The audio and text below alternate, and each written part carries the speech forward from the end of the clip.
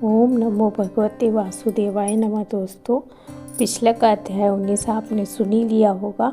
अब आगे का अध्याय 20 मैं आपके साथ यहाँ पे प्रस्तुत करने जा रही हूँ। सूत जी बोले, हे विप्रो, नारायण के मुख से राजा धृतराष्ट्र के पूर्व जन्म का वृतांत श्रवण कर अत्यंत तृप्ति न होने के कारण नारद मुनि ने श्री नारायण से पूछा।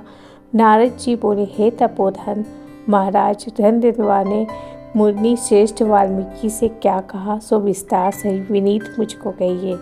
नारायण बोले, हे नारद, सुनिए। राजा धृतराष्ट्र ने महाप्राज्ञ मुनि श्रेष्ठ वाल्मीकि मुनि की प्रार्थना कर जो कुछ कहा सो मैं कहूँगा।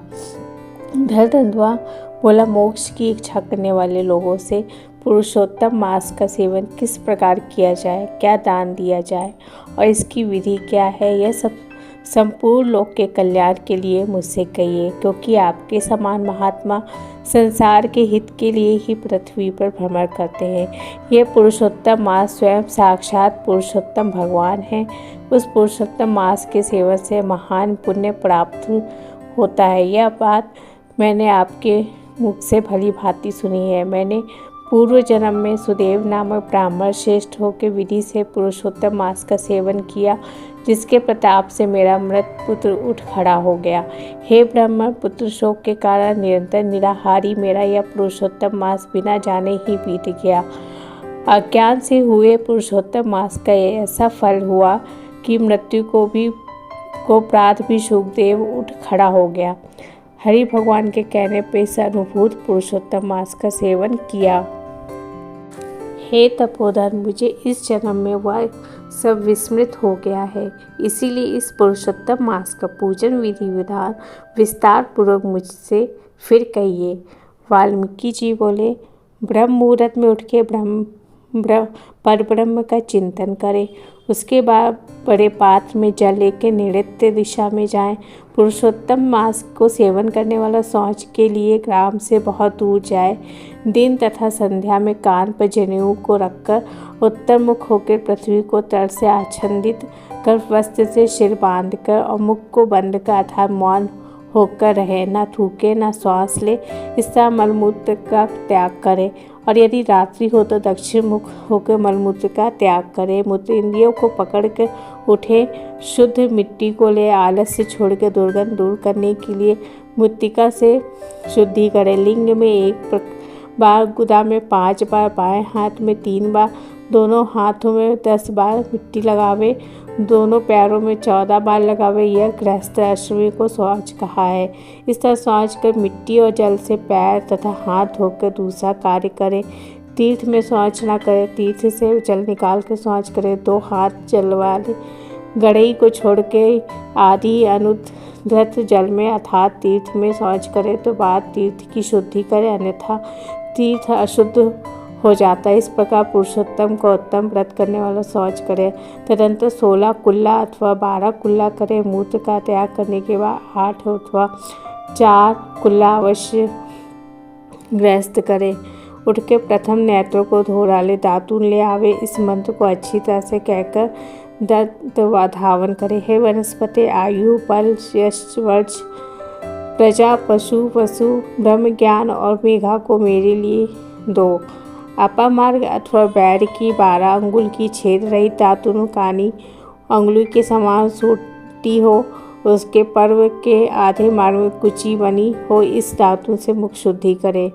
रविवार के दिन काष्ठ से दातुन करना मना किया, इसलिए 12 कुल्ला से मुख शुद्धि करे। आचमन कर अच्छी तरह प्रातः काल में स्नान करे।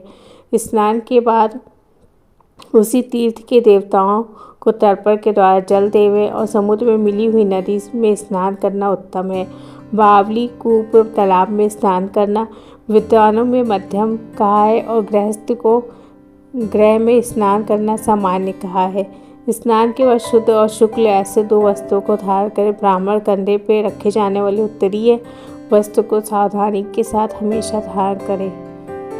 पवित्र स्नान में पूर्व मुख अथवा उत्तर मुख होके बैठे और शिखा बांध के दोनों जांघों के अंदर हाथों को रखें। कुश की पवित्री हाथ में धारण कर आचमन क्रिया को करें। ऐसा करने से पवित्री अशुद्ध नहीं होती, परंतु भोजन करने से पवित्री अशुद्ध हो जाती, इसलिए भोजन के बाद उस पवित्री का त्याग करें। आचमन के बाद गोपी चंद की मिट्टी से तिलक धारण करें। वह तिलक उग्र पुंड हो, सीधा हो, सुंदर हो, दंड के आकार हो, ऐसा धारण करें। उग्र पुंड हो तथा त्रिपुंड हो, उसके माध्यम में छिद्र बनावे। उग्र पुंड में लक्ष्मी के साथ हरि भगवान स्वयं निवास करते हैं। त्रिपुंड में पार्वती सहित साक्षात शंकर भगवान सर्वदा वास करते हैं। बिना छिद्र का पुंड कुत्ते के पैर के समान विद्वान ने कहा है। सफ़ेद तिलक ज्ञान को देने वाला, लाल तिलक मनुष्यों को वशी करने वाला, पीला समस्त रिद्ध को देने वाला कहा है। इसमें भिन्न तिलक को नहीं लगावे। गोपी चंदन की मिट्टी से शंख चक्र गदा पद्य आदि धारण करे। यह संपूर्ण पापों को नाश करने वाला है और पूजा का अंग कहा गया है। उसके शरीर में शंख चक्र आदि भगवान के आयुधों के चिन्ह देखने में आता है। उस मनुष्य को मनुष्य नहीं समझना, यह भगवान का शरीर है जो शंख चक्र आदि चिन्हों को नित्य धारण करता है। उस देही के पाप पुण्य रूप हो जाते हैं। नारायण के आयुधों से जिसका शरीर चिन्हित रहता है, उसका कोटि कोटि पाप करने पर भी यमराज क्या कर सकता है। प्राणायाम करके संध्या वंदन करें। प्रातः काल की संध्या विधि पूर्वक नक्षत्र के रहने पर करें। जब तक सूर्य नारायण का दर्शन ना हो तब तक गायत्री मंत्र का जप करें और सूर्योपस्थान के मंत्रों से उठ के अंजलि कली बांध के उपस्थान करें। सायकाल के समय अपने पैर को पृथ्वी पर करके नमस्कार करें। जो कमी रह गई हो उसके इस मंत्र से पूर्ण करें। यस्य स्मृता च नामुत्वत्याम तपो यज्ञ क्रिया दिशु न्यूनम संपूर्तयाम याति सद्यो वंदे तमुच्यतम। जो तीज श्रद्धा के साथ संध्या करता उसके तीनों लोक में कुछ भी दुष्प्राय नहीं है। दिन के आदि भाग में होने वाले कृत्य को कहा है। इस प्रकार प्रातःकाल की नित्य क्रिया को करके हरि भगवान की पूजा करें।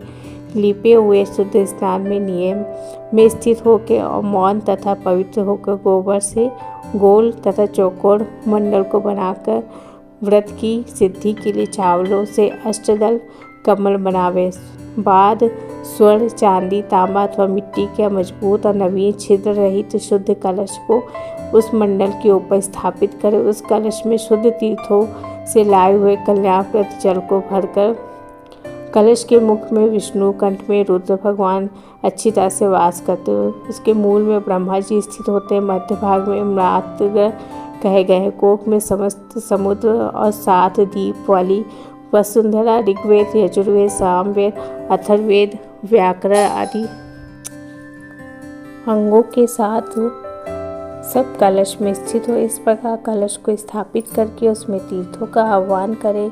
गंगा, गोदावरी, कावेरी और सरस्वती मेरी शांति के लिए तथा पापों के नाश करने के हेतु आवे। तदंतर उस कलश का मंत्र पाठ पूर्वक गंध, अक्षत, नैवेद्य और उस काल में होने वाले पुष्प आदि उपचारों से पूजन करके उसके ऊपर पीले वस्त्र से लपेटा हुआ तांबे का पात्र स्थापित करें। उस पात्र के ऊपर राधा के साथ हरि की मूर्ति को स्थापित करें।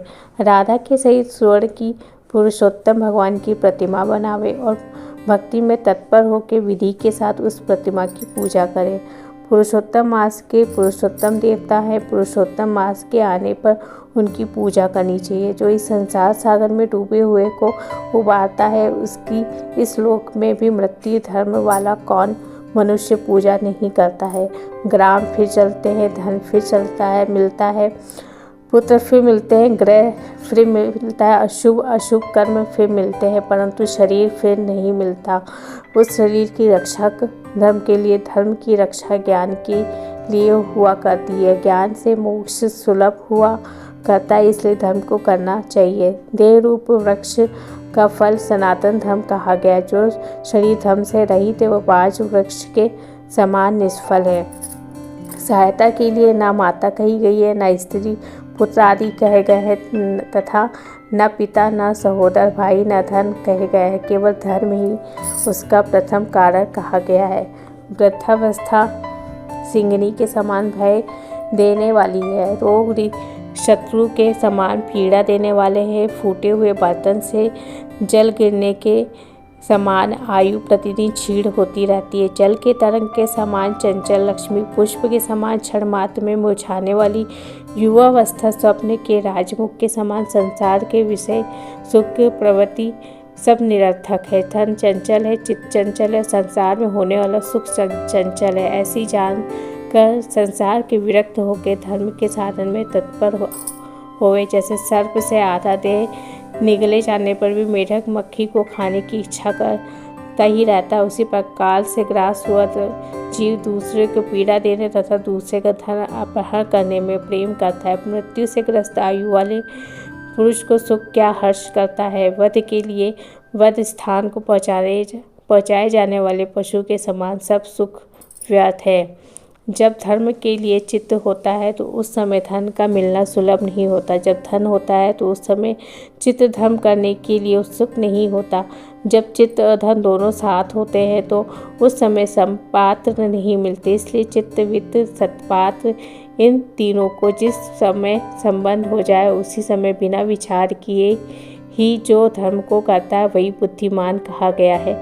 अधिक धन के व्यय होने से हजारों धर्म है। पुरुषोत्तम मास में थोड़े धन से महान धर्म होता है। स्नान दान और कथा में विष्णु भगवान का स्मरण करना इतना ही उत्तम धर्म आदि किया जाए तो यह महान भय से रक्षा करता है। जिस प्रकार गंगा ही तीर्थ है, कामदेव ही धनुषधारी है, विद्या ही धन है और गुण ही रूप है, उसी तरह संपूर्ण महीनों में उत्तम पुरुषोत्तम मास साक्षात पुरुषोत्तम ही है।